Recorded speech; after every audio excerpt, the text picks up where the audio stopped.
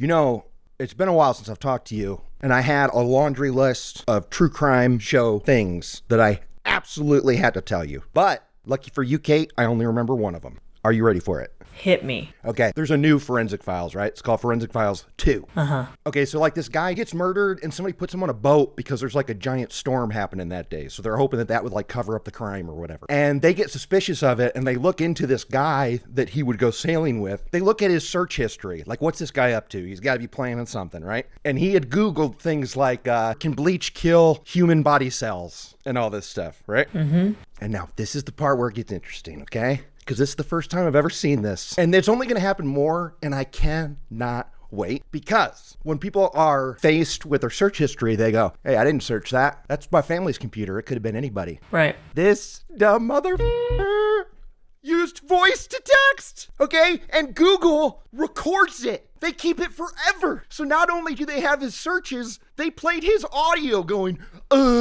does bleach kill human blood cells? The most damning clue against him came straight from his own mouth. Does bleach kill everything, including skin cells? Isn't that insane? I'm speechless. Yeah! I mean, that's the first time I've heard of that. I didn't know that they keep it forever. Yeah, Google. Straight up. How about that? I'm Lester Holt.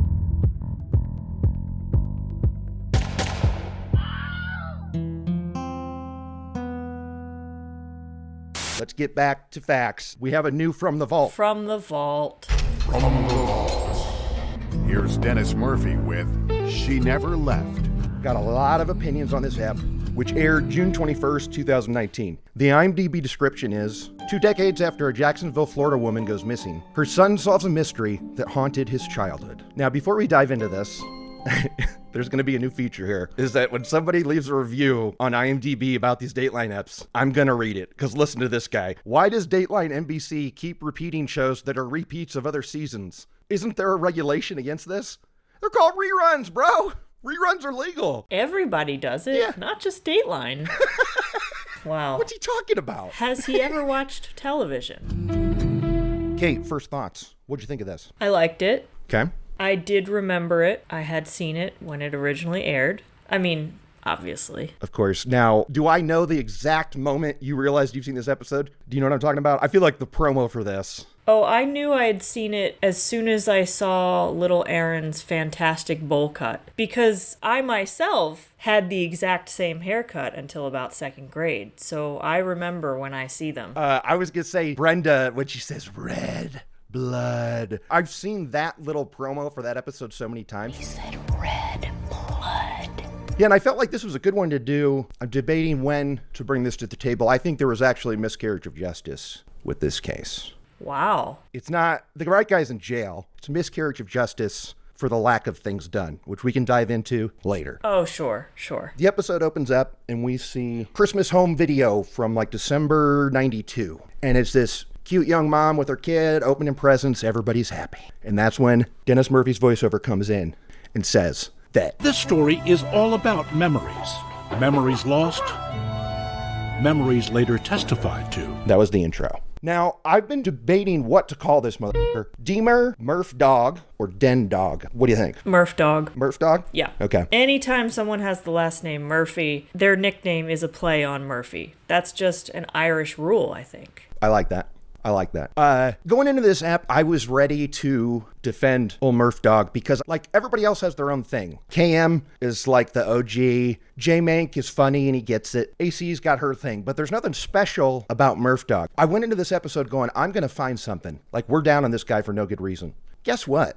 I think we're down on him for a reason. I think he kind of stinks. Really? Yeah, I think that he kind of stinks. But then why do they have him do all the Florida cases? You need to be kind of a heavy hitter to handle that. He doesn't ask good questions, okay? I feel like there were things missing. And also his idea of jokes are not jokes. Like, I think the only one was... So you're thinking foul play at this point? I'm knowing foul play. A woman separated from her purse is a very bad sign. So we're sitting there crying. Ew. Those are humor to him. And also, so when I was picking an app, there's another one that I picked first. Then I bailed because I thought I was going to be too mean about the guy in it because he's a total dope. And I forget what the word is, but I feel like it's boom shakalaka. Murph Dog says something like that in another episode that I'm going to play right now. Paulus Ladusky was boom shakalaka. So he's corny and his questions suck. Yeah. Wow. Shots fired. I don't know whether to put this on him or the producer. I feel like they are in charge of their own episodes, though. Anyway, episode opens up. Go back in time to January 1993 in Jacksonville, Florida. It's 2 weeks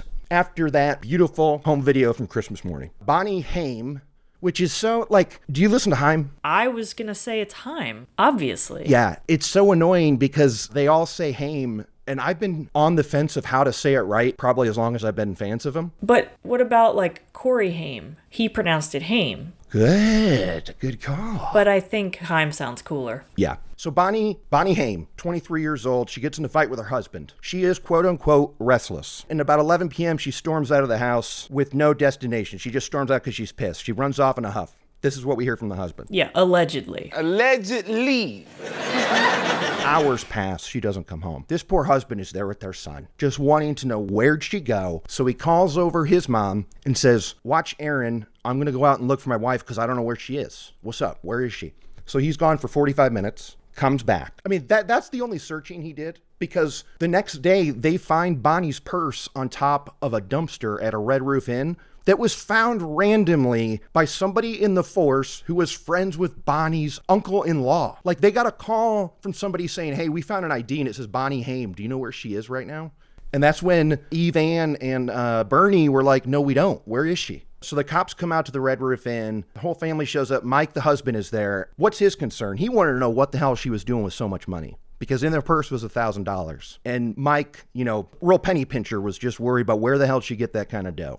And then they suspected that since the hotel was kind of close to the airport, that maybe she had gotten on a flight and disappeared. But then it's like, okay, but if you found her purse and her wallet and her ID, she couldn't have gotten on a flight. Even back then, you did need an ID to fly. Yeah. So that was a weird lead that they were following. They go to the airport, and what do you know? What's in long-term parking? But Bonnie's Nissan. This whole path of investigating maybe she fled, it's so tired. I've heard it so many times from detectives that women are stressed out and frustrated, so they take off and abandon their friends, family, job, and children. It was a theory. Had a frustrated wife and mother taken a time out for herself? And that has literally never been the truth. No woman would ever do that. And it's something that's made up by male detectives who would have no problem doing that. So they assume a woman would too.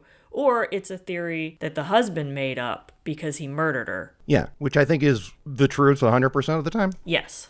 This was part one where I was like, Murph dog. So they did what all cops do. Victimology investigation, where they look at the life of the victim and see if they made choices that put them in this situation. Victim blaming. Exactly. The cliffhanger they leave us with is that there was another man. When they go to commercial is, hey, Bonnie was sleeping around. Maybe that's what it was. She shouldn't have been running out on Mike. Yeah. She wouldn't have ended up dead. Should there even be a term, victimology investigation? That is the most basic ass stuff. To get to the bottom of this, we should know the players involved.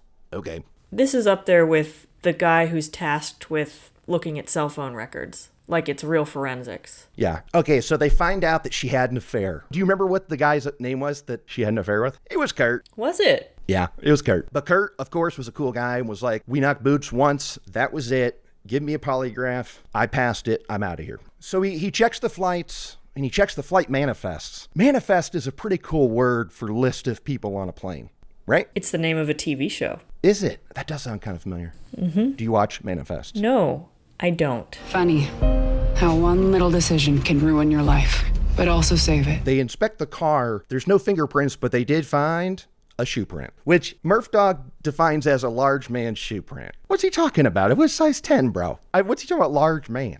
It's pretty average. Yeah. So anyway, they find that footprint, and Detective Robbie's going, all right, now what's going on here? He's a little suspicious, this husband. And the husband appears on the news that night with Eve Ann, which is his aunt. This name I had to look up. I didn't know. Did you know what the hell they were saying? It's like the word Eve as in like the Lady Eve, and then Ann as in like, Anne of Green Gables. Eve Ann. Is there a hyphen in between them? Nope. And there's not an E at the end of Ann either. I've never seen it before. Well, all names are made up, Kurt. That's true. You got me there. So Eve Ann is on the news with Mike, And they've got Aaron, who's 3.5 years old. We should say that. He's the kid with the bowl cut. So he's on the news, and the detective's watching this interview, and people were taking issue with the fact that Mike doesn't seem too concerned. The only things he says in that dumb interview are like, hey, she wanted to leave. I couldn't stop her. We just hope she comes home real soon. Basically, she just wasn't happy, and she wanted to leave, and I couldn't stop her from leaving. It's not here. And the kid is like smiling because he has no idea what's going on, which is heartbreaking. Yeah. And Detective Robbie says, I want to talk to that kid. Get him downtown. We're going to interrogate him. So they get like a child psychologist to, where they sit and play with blocks and kind of like coax the info out of them. Yeah. The whole draw your family thing. Oh, yeah. Yeah. You give them a piece of paper and they draw the stick figures, and then you can see if daddy beats mommy based on how the kid draws it. It always reminds me of that Full House episode with the earthquake, and Stephanie's all depressed and she goes to a child psychologist and then draws the family. But she draws Danny Tanner on the outside of the house and everybody else is on the inside of the house. And it's because she was scared when he wasn't there during the earthquake. So you were scared after the earthquake because you didn't know where your daddy was.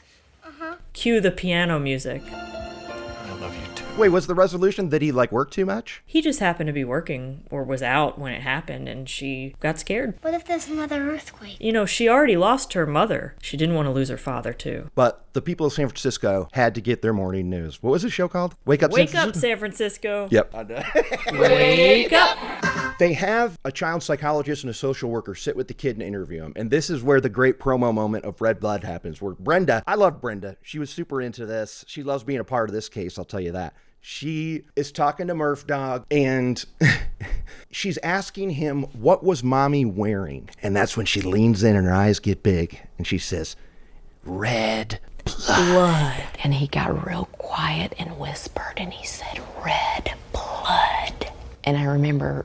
Mommy was wearing blood. Wow. Chills up and down my spine because I thought, wow, this kid. So that's pretty wild to hear that from a kid. Now Detective Robbie's going, uh-oh, daddy killed mommy, which is what we're all thinking. Yeah, duh. But they don't have a body. And of course, Mike, the husband, is denying everything. I had nothing to do with it. I'm looking for her. And they show him with a walking stick, leading the charge in the woods, looking for his wife. Classic. I just haven't given up, looking for Bonnie. Oh, also, Detective Robbie talks about how they luminol the house, which, do you think luminol stinks? Or comes off easily, or... I don't know. It only works for 30 seconds, and then you can't do it again, which I did not. What? Yeah.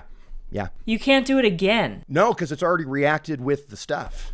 Oh, I didn't know that. Me neither. So they luminol the house, they don't find anything. And then they said they went in the backyard and looked, and they didn't find anything. Let's remember that they looked in the backyard and didn't find anything, okay? Yeah. So they did look in the backyard. Nothing in the backyard either, so police launched a massive search. Helicopters scoured the wooded areas near the motel. Detective Robbie does some more digging on Bonnie, and it turns out that she hated her husband, and they were going to get divorced, and she had started a bank account and was talking to other schools to move Aaron to. How do you feel about that, Kate? I think that makes it even more obvious that she was murdered. Yeah. But I also don't blame her for wanting out because it seems like Mike was a real bump on a log. Yeah, he was a real bump on the log, and actually, you know how he found out about that? So Bonnie was getting this, preparing to leave him. In an effort to hide her new life prepping, she had her mail forwarded to her at her office. Now, Kate, who else worked at this office with her? The husband! The husband worked there. They worked together at the same... It was Uncle Bernie's business. Yeah, they worked at the same place. So what did she want to happen? No wonder he didn't know what she was doing with $1,000 in her wallet. Yeah. And it's also at this point in the episode where we meet Patty Pacito, Bonnie's mother. What do you think of old Patty? What's Patty Pacito up to, Kate? Is she up to something? Well, being wrong, for one, right? She was defending Mike because she thought he was a nice young man. Yeah. She's wrong. She's real wrong. Yeah, Mike's a murderer. But she didn't stand up. Anyway, when you preface stuff like that, I don't always know if it's a big twist I'm supposed to remember. That's fair. I'm like, oh, I don't know. Am I not remembering something? Because you get excited and then I'm like, oh, shit. And then it's like, oh no, she sucked. Yeah. Yeah, that was the big news. Okay, listen, I gotta be honest. I feel like now I gotta tell you. Old Patty Pacito, guess what she did? She wrote a book. and I read it. Of course. So I apologize. I'm coming into this with way more heat on Patty Pacito. And you're like, who are you talking about? They talked to her twice in the episode. So that's on me. But she wrote a book called No Justice for Bonnie. And I read it, and it might be the worst book I've ever read. I can't really consider it a book. And her book I read very easily. I mean, it wasn't easy to follow, but it was 130 pages. Sure. Like, she and her husband have defended Mike since then and still do. He actually tells a social worker, Daddy shot Mommy. Oh, no. And I saw blood on her middle section. I don't think he ever made the statement. But in that book, one of her things, she goes, Bonnie didn't want to start a bank account because she went back the next day and got her deposit back. And I'm like, yeah, because her husband threatened to beat her up. Yeah. Now, this is Bonnie's mom. This is not Mike's mom. We're talking about the dead woman's mother that defends Mike. Patty and her husband just couldn't see past the teenage version of him that was very sweet and polite. Well, anyway, I read her book. She sucks. So here we are. People suspect Mike of doing it, but there's no body, no crime. They actually say no body, no case in the episode. And no body, no case. No body, no case. And that was a great opportunity to say no body, no crime, because that's a song by Taylor Swift featuring who? Haim. Is it? Yep. Huh. I'm not a Swiftie, so I don't know all those deep cuts, but I'm sure it's a lovely tune. I'm not crazy about it, to be honest. So on the night where Bonnie left, she was supposed to hang out with Eve Ann. Bonnie was supposed to go over to her house. But then Bonnie calls in tears at like 7-something and says, I'm not going to come over tonight. Mike and I are having a discussion. You know, I said, do you want me to come out there, Bonnie? And she goes, no, I'll be fine. How do you think Eve Ann feels about that? Yeah. Well, I'll tell you what. She's made it her life's mission to see that Mike got in jail. Because guess who hates Eve Ann with a passion? Patty Pacito. Hates her guts. I bet. But yeah, Eve Ann probably feels terrible about that. Years pass, and we're still just assuming that Bonnie left and never came back. So Patty Pacito thinks that her daughter, every year, it's just gone and never going to talk again. Just up and left her kid, the kid that she loved dearly and would do anything for, and also had a great relationship with Patty. Like, there was no animosity there, and yet she just wants to never talk to anyone ever again at the drop of a hat. Patty said she just didn't think Mike was capable of hurting her daughter. Child psychologist is talking to Aaron, and he says that that daddy shot mommy in the stomach with a gun. Yep. Now, Brenda is very adamant about pointing that out, that she said and asked, where did she get shot? And you know why later at the trial. Yep. Because of Mike's lawyers, which we'll get into that. But she's like, I did ask where, and he said in the stomach with a gun. At the time, they didn't record that questioning. I don't know why, but yeah, it was not required, I guess, by the state at the time to record interviews with kids. But she did write it down in her notes, and those notes, I assume, were an accurate description of what was said. And then also, I love that Patty Pacito, Bonnie's mom, was in there, but she left it when that was said. Why would she ever leave? Well, it's telling that maybe Aaron didn't feel comfortable saying what really happened until Patty left. Yeah, maybe. But this is where I got to drop another bomb on you. This was on Unsolved Mysteries, this murder. Okay? Twice. They did it once in 96 with Robert Stack, classic ep. Christmas morning, 1992. And then they did an update in 2010 when Dennis Farina was host. Less than 2 weeks later, Bonnie disappears. But in this Unsolved Mysteries episode, guess what I saw? Footage of Brenda and Aaron on the ground while he's drawing. How did she get hurt? They pushed her down and shot her down. There was video! Well, how did Dateline not come across that video? I don't know. I can understand not having the rights to license usage of the video, but then to actually say that there wasn't any recording is kind of a bold statement to make. Right. It's funny that you say that because Robert Stack in the episode says, in a bold move. In a bold attempt to uncover the truth. And also, he says preschool weird as hell. He says preschool. Oh. Preschool. And enroll her son in a new preschool. Okay, so I fully believe that Aaron made those statements to the child psychologist during that initial interview, especially since the events of that night were fresh on his mind. But that clip that they show later, reciting a letter he allegedly wrote detailing the crime, it seemed so coerced and weird. It was like cringy to watch. Like, why are those women so involved? As foster parents, shouldn't they be helping him move on and try to overcome that trauma instead of forcing him to relive it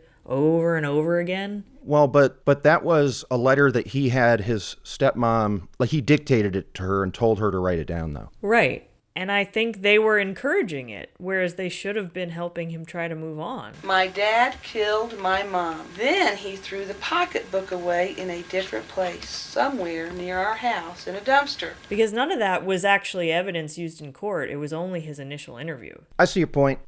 I don't know. I feel like if he's saying it all the time and is like wanting to go look for his mom's body and stuff, you're saying that was coerced too? It feels like however they were reacting was just contributing to that or enabling it. Okay, yeah. And also, he did say later on when we see him as an adult that he had completely forgotten everything. Yeah. So it's not like he was doing that for years and years and years, being like, Daddy killed Mommy, let's go find her. He had forgotten everything at a certain point, like right around adolescence, I think. You know what's funny, though, about that first interview is what was said in there was not accepted as evidence. But what the court could know is what the point was. And the point was that Daddy killed Mommy. So that was admitted. Yeah, I'll never understand how that's not considered withholding evidence. And why do judges agree with the defense to limit the amount of evidence the jury can hear when it's like the only eyewitness saying exactly what happened and the jury isn't allowed to know about it? It makes guilty people seem innocent and innocent people seem guilty.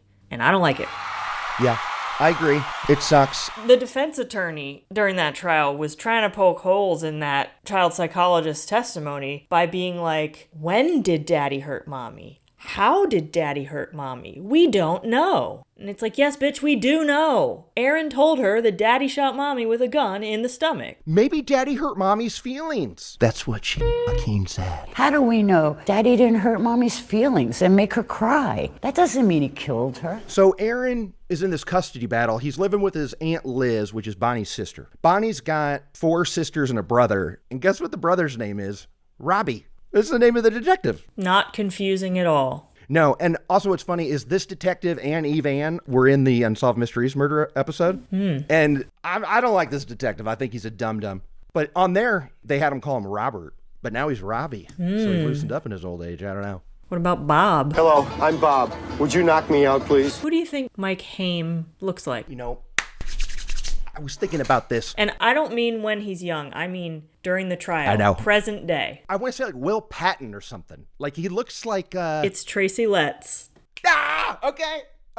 I'll take that. Yep. I will absolutely take that. I don't know who young Mike looked like. He just looked like some thin mustached sleazeball. Yeah, but according to Bonnie's sisters, he was the whole package. Oh, sure. As Michelle wrote in her diary. And it says, today Bonnie met the man of her dreams. So that's kind of where it stands for like 20 years. Now, through the 90s, there's a custody battle about who can raise Aaron. Aaron was living with his Aunt Liz, and he got to see his dad twice a week. Now, according to the Dateline episode, she didn't want Mike to be able to talk to him, so they put him up for adoption for foster care so that they can get Mike out of his life, which I thought, at the time, I mean, it's a noble thing to do. Yeah. So he gets adopted by this lovely woman and her husband. Her name was Jean Frazier. We didn't meet the hub, but she's pretty sweet, huh? Yeah, I think he lucked out. He had a good foster family. And then in 1999, he's 10. He wants to make Jean his real mom, right? Mm-hmm. They had to get Bonnie declared dead, which they did. And then they had to, like, Mike gave up parental rights and all this, which is another proof positive that this motherfucker did it because he doesn't care that he doesn't have his kid. Yeah, what dad would just willingly do that? Yeah. So this goes on, and Detective Robbie stays friends with the family. Like, there's photos of him with Aaron when he was like 8. Which is good. He had great father figures in his life. He had a good support system. That's right. So while he's getting his normal childhood, he's growing up, the sisters decide to sue Mike in civil court for the wrongful death. And this is when, of course, so they win, and they win $26 million. And the people love, when I first found this out, I also kind of love saying it too, that it's like, oh, that's funny money. They're never going to see that money. No, they won't see a dime. Oh yeah, fantasy money. It's not real. Mike didn't have $26 million. So what he had to give up because he couldn't pay this $26 million. And so in that involved shares in Uncle Bernie's company, as well as the house on Dolphin Ave. And so that went to Aaron to start chip away at that $26 million. Aaron, in 2014, gets the keys to the house, and it had been rented for a while, and the pool needed a lot of work in the backyard. So they decided instead of renovating the pool, they're going to fill it and just make it a nice backyard. So he and a buddy rent like a tractor or whatever to excavate the backyard. And they dig up this pool, And they also dig up this outdoor shower area. It's like a slab of concrete. Now they're over there digging, and something gets stuck with the excavator thing. Is it called I don't know. Excavator works, right? Yeah, that works. So something happens with that. They've got to take out shovels and manually start digging stuff up because there's something going on. So they're digging. He hits something and it breaks in two. And he goes, coconut? What's a coconut doing in my backyard? And I can see why he would think it's a coconut. It is Florida. You know what? You're right there. He goes, well, he's like, why is there a coconut in a bag? And then they look closer and they see teeth. And they go, this isn't a coconut. This a head. Turns out it's a head. I picked up the coconut object and it ended up being the top portion of her skull. Turns out the title of the episode was right. She never left. It's the body of Bonnie Haim in the backyard. She was there the whole time. There the whole time. Now, what did you think when they found that body? What was your reaction? The fact that it was Aaron who found it was just like so heartbreaking, but also kind of poetic because he was the one who really needed that closure. So clearly, Mike, the husband, killed Bonnie. And you start thinking about why would he do this? It was because she threatened that she was going to leave and take the son. That's what they were proposing. And it's awesome and so delicious that the reason why he killed his wife ends up being the reason why he got busted. Yep. Because he got sued in the civil court and had to give up his property, and it went to the son, and then he had to tear up this hole in the backyard, and then he finds her. I mean, that is just right? Mm-hmm. It's a Greek tragedy. This is where I start to lose my mind on this whole thing. Is at trial, Mike's lawyers, we talked about the lady. She was hilariously annoying. How do we know Daddy didn't hurt Mommy's feelings? The male attorney was also hella old. He sounded crazy too when he was up there, didn't he? When he was like, so basically, everybody here thinks you're a murderer. That was their defense. Basically, everybody wants to know, did you in fact harm your wife? It was Dumb and Dumber. Yeah, absolutely. And Mike, dumbest, what did he do? He took the stand. Dumb. Bad move, Mike. You don't do that. But his lawyer probably said, yeah, great, good idea. No, they tried to talk him out of it. He insisted. Oh. They're all the same. The sociopaths and stuff. Like, they think they're the smartest person in the room. Yep. And that only they can explain themselves. And that it doesn't work. So that's pretty sweet. Now, in their defense, they say that somebody must have killed them and then secretly hid the body on the property to make it look like Mike did it. I mean, I do think that all of this is suspicious. There's no signs of foul play in the house. There's no blood anywhere. There's no evidence that blood had been cleaned up. There was nothing in the car aside from a shoe print. It really did seem like she straight up vanished. But Mike did that shit.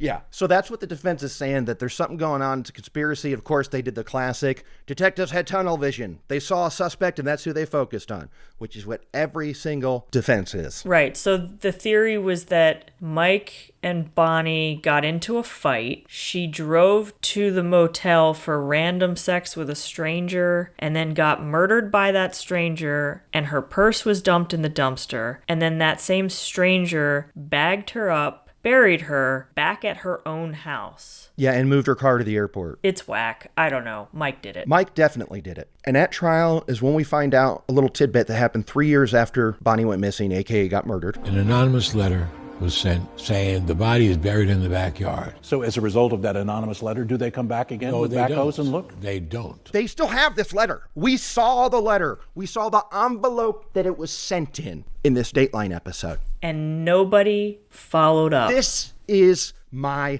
problem. This Detective Robbie, who's so in love with this kid, is, I'm doing the best I can. I'm sorry, because, okay, this is what sets me off. All it would have taken was for one person to just drive by the house. Nobody did anything. If they had driven by the house, my theory is that they would have seen a pool getting installed. Am I wrong? They definitely would have seen some fresh dug earth. But the pool wasn't there. So I'm going, well, this is so easy. If they look at when the pool was installed, that's probably when he buried the body, right? Or that's clearly something you can present to trial, that he put a pool in over her body. Or he killed her and buried her immediately and then decided to have that shower and pool installed. I think he put her in the ground like a half hour after he killed her. I disagree. Where did he keep her? That 45-minute drive that he did when his mom came over is he went and hid her body at another location, and then when heat was off, he got her back and buried her. Like Detective Robbie said, they checked the backyard, okay? Nothing in the backyard either. They checked it, like they walked around and looked, but they didn't dig anything up. Right. And in No Justice for Bonnie, Patty talks about how the husband went out there and looked for freshly dug dirt. I believe that. I believe that he did that. Because here's the other thing about this backyard. A lot of times we'll see a Dateline where they know a body is on a property and they'll go, all we need is access. And they're trying to get to like a 10-acre farm. This backyard is the size of a big living room. I mean, this is like a blue-collar neighborhood we're talking about. It's not big. Duval? Yeah. Wait, do you know it? Duval? Yeah. No, that's just what you say when something's in Jacksonville. You do? You go, Duval? Yeah. Duval! I'm so mad about this tip that they kept, but they didn't investigate. And it all feels right there. It's just so clearly, I don't know. I'm mad at Murph Dog for just saying that and then moving on. Like, I need to know more about this. Okay. You're mad at everybody. I am. I found the address of this house. It's 2439 Dolphin Ave. I wanted to look up when that pool and outdoor shower were installed, because you can find out. If it was up to code, if they did it with permits through the city. Right. I found out where those property records are. I have since requested the 1995 one, but I can tell you this, I've looked at the property card info. It only goes back to 2014 in digital form, and you can look at there and it says pool and then it's gone and stuff. But I feel like you can prove like when he put the body in there. I don't know why nobody gives it. Well, I guess they don't care when he put it in, because they just know that that's where it was. What would the importance be of knowing when? Because I feel like a lot of times cops and detectives will want as much proof as they can have, because in case something falls through or there's an appeal. And also it'd be a chance for them to maybe correct a wrong that he didn't do a damn thing about it in 96. Right? Like, I just feel like it would be more proof for them at this trial. Now, they didn't need it because he got found guilty. The guy's in prison. Okay? We all got what we wanted. But I couldn't believe this Dateline episode where they just drop this huge bomb and then move on from it like it's nothing. Don't you want to know more about that clue? Because also, in the Unsolved Mysteries, Kate, they say that they suspect he may have had an accomplice. Investigators believe Michael may have had an accomplice. Yeah, I mean, that makes sense to me. Moving those cars around and everything. So that sounds like a pretty good reason to go check out that envelope. The accomplice would have been the one to send that letter. Exactly! So if they could find out who helped him install that pool, they'd know who the person was. Like, do you see why I'm upset? Do you get it? I feel like there's answers available, but they don't care. I guess they don't care because he's locked up. But it sounds like maybe there's someone else that needs to be locked up as well. Exactly. Somebody out there. Between the time that she was killed and the pool went in, maybe her body was being kept by that accomplice somewhere. Yeah, I mean, I think that accomplice was with him during those 45 minutes, and they stashed the body somewhere, and he helped bring it back. Because the idea that somebody could secretly bury a body in someone's backyard, bullshit. Sorry, the yard's too small. You need hours to dig a shallow grave. You need hours. But I think the person who lives there could do it secretly without people knowing or caring, because there's a fence. But could you ever see a world where somebody could secretly dig a grave in someone's backyard that's like, 20 by 30 feet? I don't know. It does sound like it was far enough down that it was put in when the shower was installed. It had to be deep to install the piping and stuff. Yeah, I mean, he put it there on purpose. Kurt, do you feel like maybe there's the last part of this investigation? Do you feel like maybe it now falls to you to find the missing puzzle pieces of this case? Yeah, let's find that other person. I don't think it's a bad idea at all. How would you go about doing that? Well, I emailed and they said you can submit a request here for the property card or you can call this number. If I don't hear anything by Monday, I'm calling that number. Guilty. And that wasn't all. The jury also found that Mike killed his wife in front of their 3.5-year-old boy. So Murph Dog, he's not funny and his jokes are really old and lame and they're at the expense of hey, women be shopping, right? Like, I'm not into that. Well, to be fair, we do be shopping. Okay, that one's off the table. Women be shopping. Murph Dog nailed it. Boom shakalaka. But you've got to agree with this because you are known the world over as despising reenactments, are you not? Can't watch them. Will not watch a show with reenactments. Okay, you watched one with this episode because they had Detective Robbie and Aaron recreate a talk they had about telling him how important he was in his life. And they actually had them mic'd and we heard Detective Robbie say the fake line. I couldn't believe it. I was like, this is below Dateline. This is pathetic. Yes, but it was the real people doing it, not actors reenacting it. So it was more like a recounting rather than a reenact. What? Also, it was very much stuff they would say to each other at any time. It wasn't necessarily what they had said at that one moment. Well, I'm going to play it right now in clip form, and it is a statement that's like you say to somebody before they're going to die, you're never going to see him again. It was a conversation like that. Yeah. I don't think you realized how much you meant to me through the years. Oh! I'm sorry, the last thing about the trial is before the trial, the prosecutors were so cocky. I loved it. Because they're like, mic drop, we don't need to do anything else. But maybe that's why they didn't look up that tip clue. They don't give a shit, like you're saying. They don't care. A buried wife in your own backyard is a pretty hard piece of evidence for any defendant to overcome. All right, so what's up? We find ourselves at the end of the episode. We got to do our lists. I have a list. Do you still have a list, Kate? I do. Okay. Number 1, does it happen in a small town, the kind of place where things like this just don't happen? No, it's Jacksonville. Duval? Not a small town. 2, Florida? Yep.